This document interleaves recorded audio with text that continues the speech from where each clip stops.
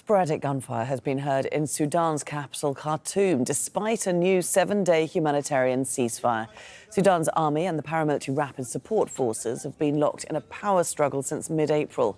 At least 850 people have been killed and more than 1 million have been forced from their homes in the conflict. Hiba Morgan has more from Omdurman.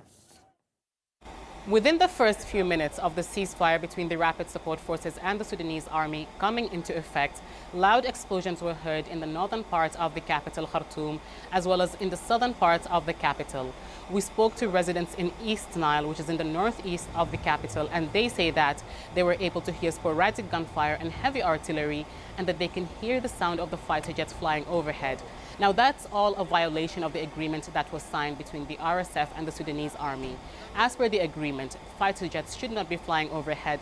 There should be no heavy artillery being fired, especially in residential areas, and the RSF should vacate from hospitals, or at least allow hospitals to operate, as well as other facilities such as water and power plants to be fixed for people who have been cut off from power and water supplies to regain access to them.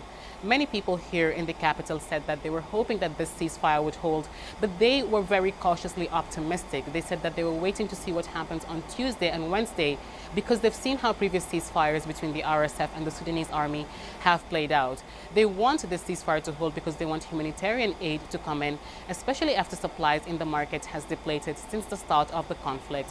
But for now, people say that after hearing the fighter jets overhead and after hearing heavy artillery in parts of Khartoum, they're not sure if this ceasefire will actually hold or if it will end up like the rest of the ceasefires that have been previously agreed upon by both the rapid support forces and the Sudanese army. Hiba Morgan, Al Jazeera, Omdurman.